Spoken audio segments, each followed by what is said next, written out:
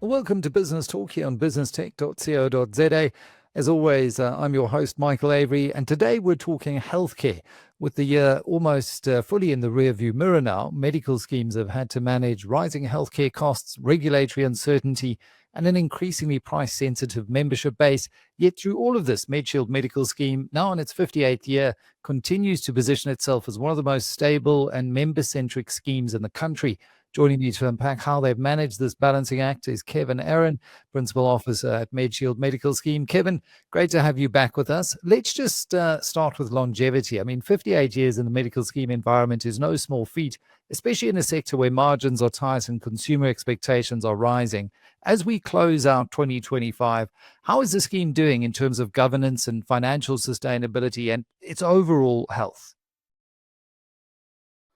Hi, Michael, and again, a huge pleasure to be on your show, and thank you for the opportunity. Yes, you're right. I mean, Medshield has been around for a long time, and I think, like all organizations, it goes in cycles. But we're going through really a particularly good cycle, and I think it stems from great governance. So, I can talk to you about the fact that we've got one of the highest solvencies in the entire industry, probably for large open schemes, the highest. Our solvency is slightly above 55%, which is more than double what the Council for Medical Schemes is looking at. I can tell you, we've got 3.5 billion rand in reserves. And I can tell you that we've just had our global credit rating upgraded to a AA. But effectively, where does this all stem from? It stems from the foundations of governance. So if you look at governance, I mean, it starts with the board of trustees. Medshield goes through a very stringent process to vet who can be a trustee on the scheme. You've got to have the right qualifications. You've got to be of good standing. We make our trustees go through a lot of training. We put them through the Institute of Directors training, which is compulsory. We make them understand, what are the requirements of the Medical Schemes Act, and we absolutely adhere to the principles of good governance through King 4 and what is now going to be King 5 in January. And so that's the start, is that, you need a board that absolutely is ethical, understands their role, and understands the separation between the board's role and the executive's role. And we're very lucky in Medshield that we do have that. Then you look at, committees. We have a principle that on every single one of our committees, whether it's the human capital and remuneration, finance, audit and risk, marketing, etc., we bring independent experts onto all our committees, at least 2 independent experts on each committee. And again, we go through a very, very thorough vetting process. You have to apply to be an independent expert. You have to go through an interview. You get checked. So we try very hard at the second layer to ensure that on all our committees, there's independence, there's expert thinking, governance is applied, but also that we've got the right skill sets on the committee, to be able to evaluate what the executive is presenting. Obviously, then there's an executive, and from my perspective, I look at having the strongest executive in place. And we also then have a legal advisor. She's a lawyer, and she's responsible for not just legal services. We do a bit of internal, but external, but also for compliance, governance, risk, etc. So, I think that the foundation and what's been embedded into Medshield is the fundamentals of strong governance at the board level. We have a vast array of policies and procedures, terms of reference, standard operating procedures. We adhere to best practice. We ISO accredited. So we try to do everything that we can to ensure that everything we do is in the best interest of the members. And I think that has played out in terms of a strong strategy, a strategy embedded in terms of governance, doing the right thing, and ultimately looking after the best interests of the members and the members' money that we have in the scheme. And I think that's important because, for the average member who just wants to know, will my claim be paid? Those issues, the governance, the reserves, the ratings, clearly the reserves and the ratings help in terms of the solvency of the scheme and keeping increases manageable. But it all stems from governance, as you say. It's almost like when Rassie Erasmus went back to the Springboks and they were in disarray in 2017. And he said, right, we've got to go back to basics. And it really all started with those governance factors to get the Springboks to where they are today as world beaters. Now, you've often spoken about Medshield's commitment to being a partner for life for members. So what does that actually look like? You've now reset the base. It was a scheme over a decade ago that didn't have that governance, and it was almost in disarray. And you look at it now, it's like chalk and cheese. So what does that partner for life mean for members on the ground in moments of crisis or illness or financial strain? Yeah, it's a great question. And I think that you do the best you can. And I think we have to acknowledge that sometimes we can't do everything because, sometimes we're constrained through the Medical Schemes Act. And then there's the general affordability that people are facing. And there's just a pot of money that unfortunately gets spread amongst all the members. So, I'm the first to recognize that, as a partner for life, sometimes we can't always fund things that maybe we want to fund or that that members want them to fund. But I think if you look at what Medshield offers, first of all, in terms of catastrophes, that's really what it's all about. I've said it many times on your show, and it comes through and through every day when I see the cases where you have somebody who has a motor vehicle accident, someone who has premature children, and the bill runs to $1.5 million, 2 million, 4 million. We've had cases this year of 9 million rand, and the scheme funds that in totality. And that's a partner for life, because there are very few people that can lay out 4 or 5 million rand. Basically, the scheme is often the difference between life and death. And that's really what a medical scheme is about, very different to a health insurance policy where, you might have, for example, limits, or, they only fund accidental trauma or something like that. We fund in full.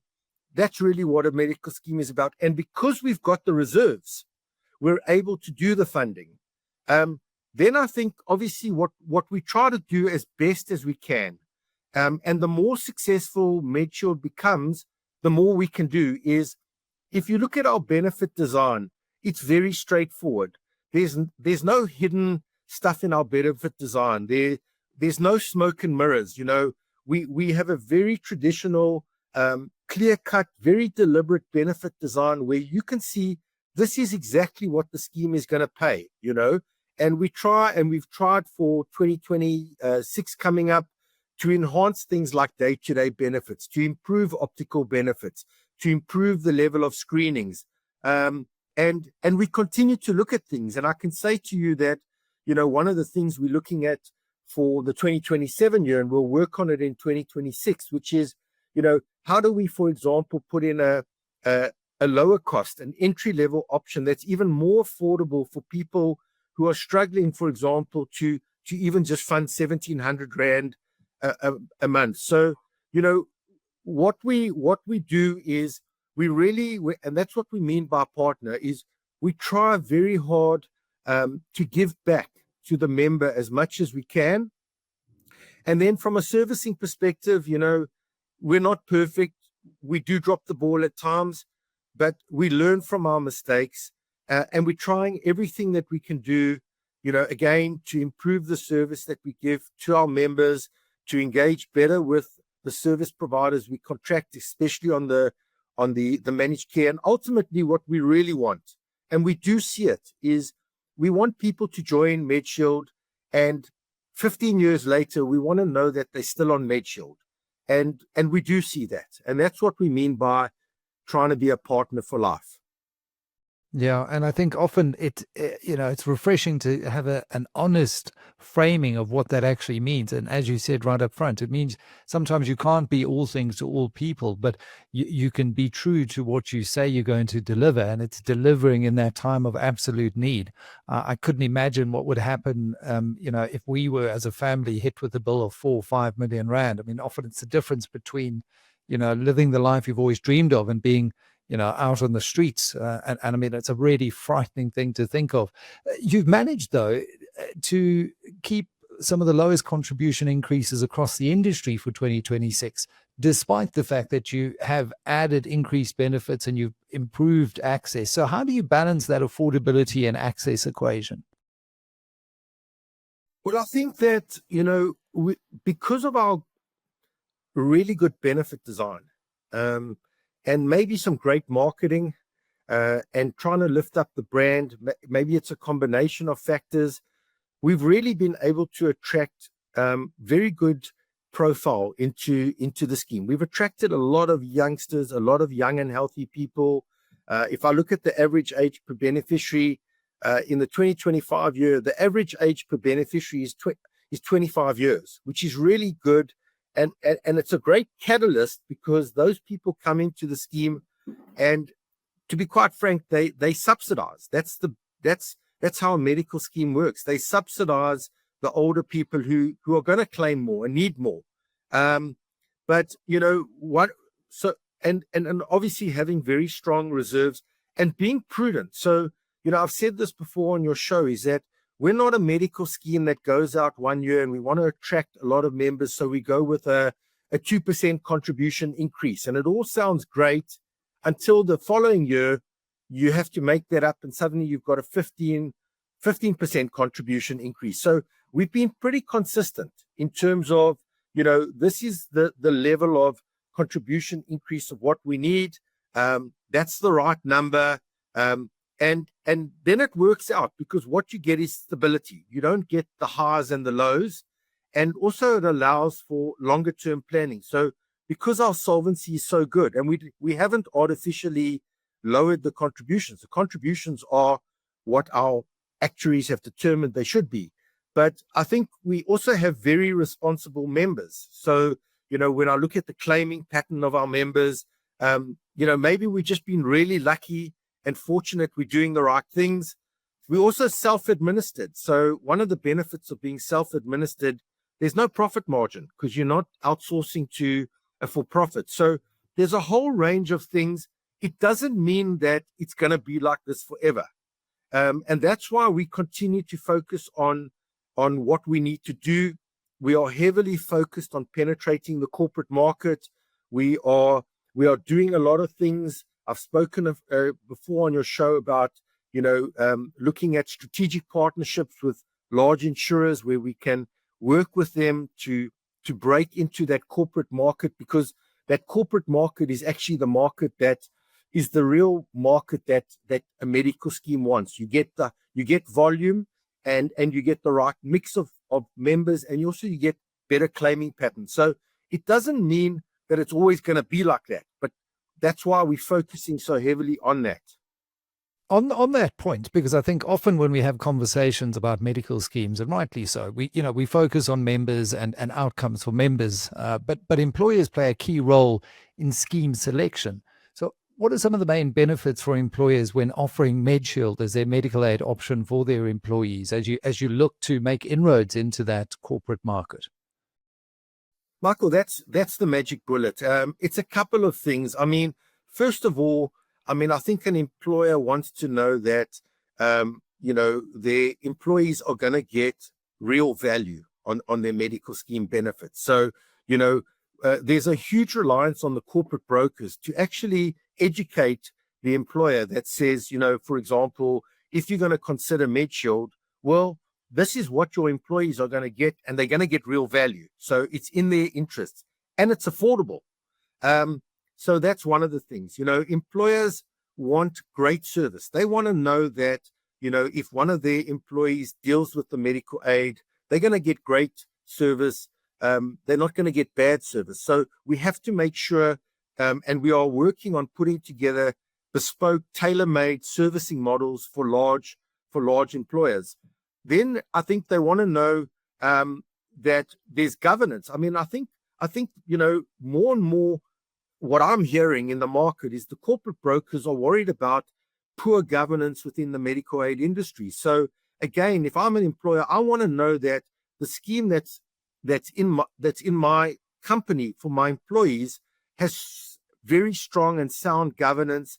And you're not going to suddenly find that there's governance failure or corruption, procurement failure. So that's another really important thing. And then you need a range of services, and that's what Medshield is really striving to offer, which is a very attractive option for the top end, for the executives, for those people who earn a lot of money, but they want the top end, they want a lot of benefits, and they can afford it. So they want that attractiveness. Then obviously they want to know that the employees are getting real value for money without it costing them too much.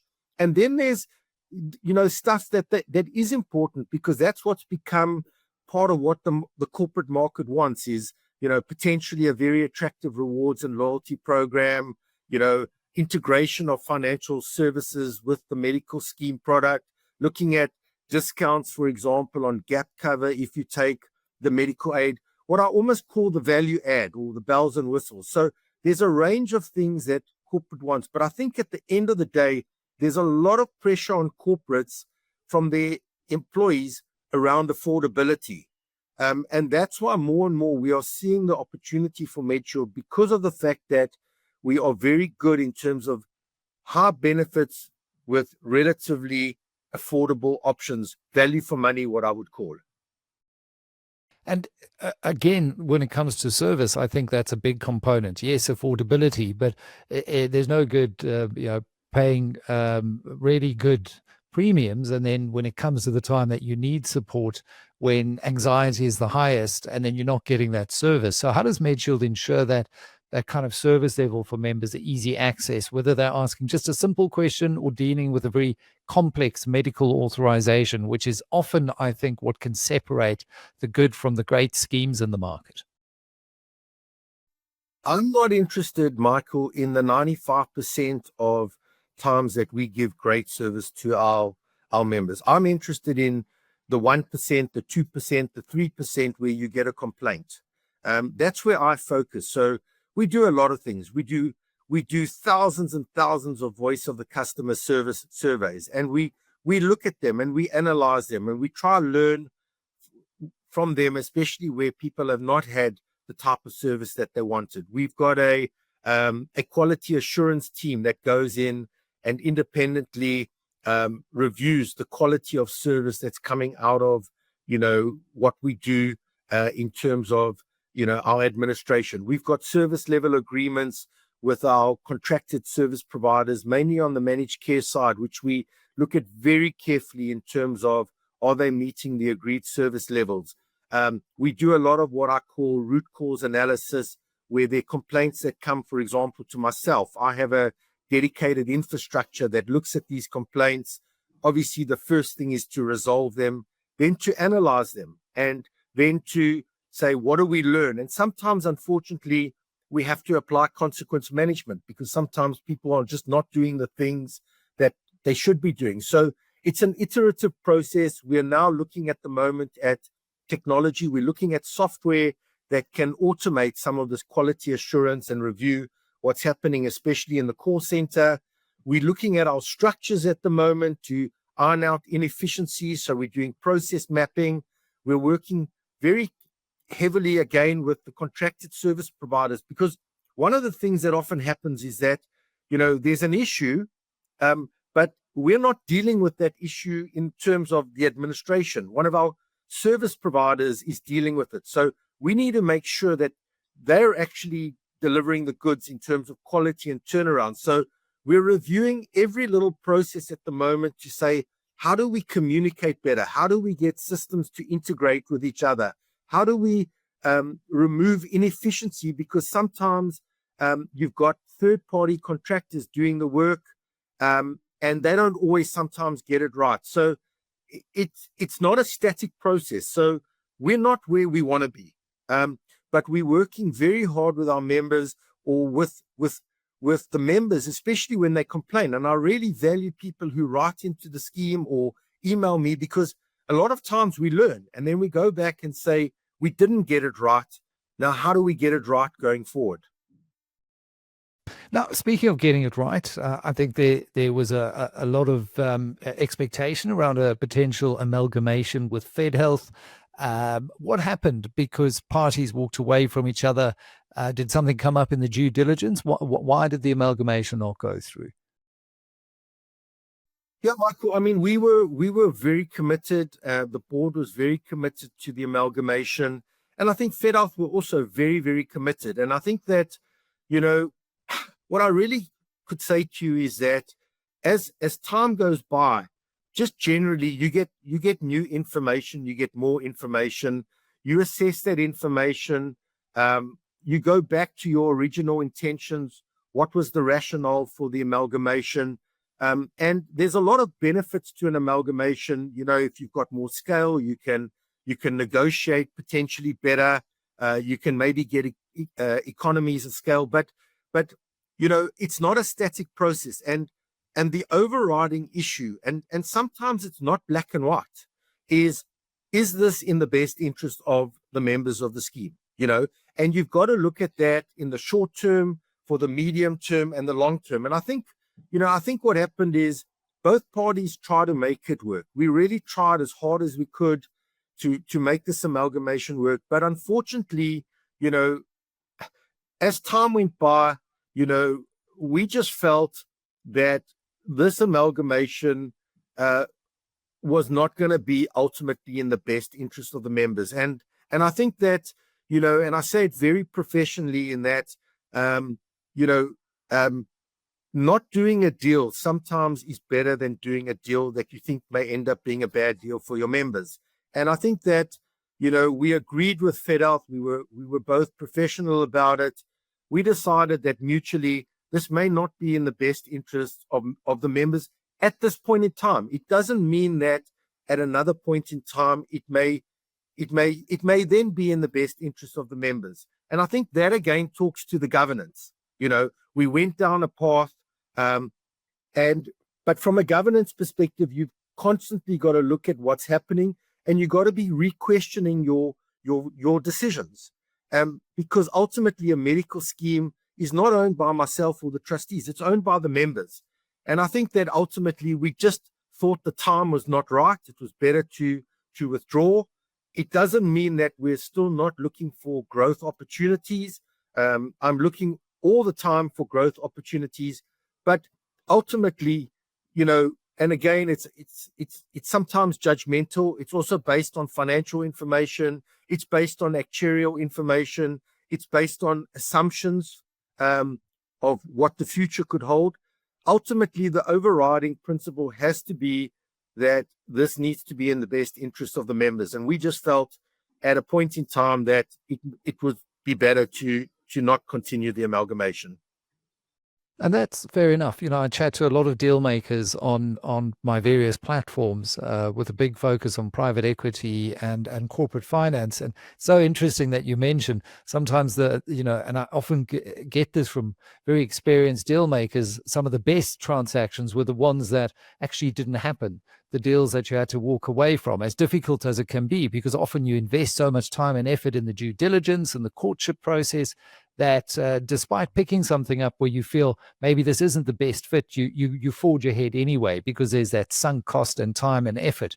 And so often, you know, the difficult but the correct decision is to say, right, maybe let's walk away from this one. The time isn't right. So thanks for that very frank explanation, Kevin.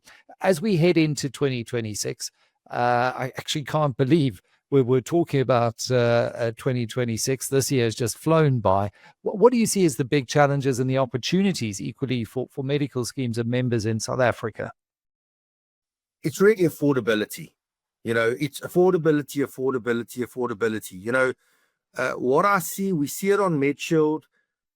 We see it on all other medical schemes, you know, from the biggest all the way down on the open schemes, because obviously a closed scheme is restricted. in terms of who can join. But the pattern is consistent in that affordability is a major problem for the man in the street. People are looking to buy the cheaper options. It's as simple as that. So the challenge for us is, which I suppose is linked to the broader macroeconomic environment, is we need the industry to grow. We need South Africa to grow. We need to get better growth rates. We need to create more jobs. We need to create more disposable income for people. That's what South Africa needs. And that will then benefit the medical scheme industry, because at the moment, it's really tough out there. So affordability is going to continue to be the biggest issue. And obviously what we have to look at is, how do we balance, again, providing the best value, providing benefits to the members, but at the same time, ensuring the longer term sustainability of the scheme in terms of protecting the reserves. So that's always going to be a challenge. Healthcare costs,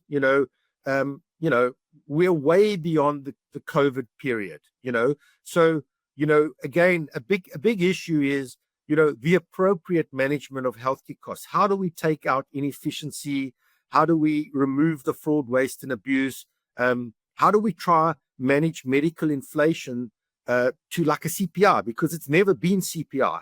And if we can do that through good managed care, good control, having good networks of providers in place, if we can get medical inflation down, then obviously that's going to have a major impact in the contribution increase. So that's a big issue. And then again, better use of technology. How do we use technology? How do we leverage of it as a competitive advantage for, automation benefit, for efficiencies, processing, better member servicing, better access to members. And then importantly, again, from a management of healthcare costs, how do we use technology to better predict what's going to happen, to identify those members we need to reach out to earlier? So I think that's going to be the big focus for the industry. And for Medshield, I just add on the one that I always added on recently, which is an absolute focus on building our brand within the corporate market so that companies are very comfortable to consider Medshield as their scheme of choice as a partner for life. And thank you, Kevin, for being our partner on the show for the last couple of years and for giving us an insight into Medshield and the industry. It really has been refreshing to really get this from your window perspective into an industry that touches so many lives. I couldn't echo your sentiments more about South Africa needing to grow. I'm quietly confident, though. We're seeing those green shoots getting off the Fedhealth grey list, the S&P upgrade, a really welcome third budget surplus in the medium-term budget policy statement, big announcements on infrastructure and private investments in Transnet. And this has been the best year without load shedding in the last 15 years. So there are lots of things to build on into 2026. Wishing you a fantastic festive break and look forward to catching up with you in the new year.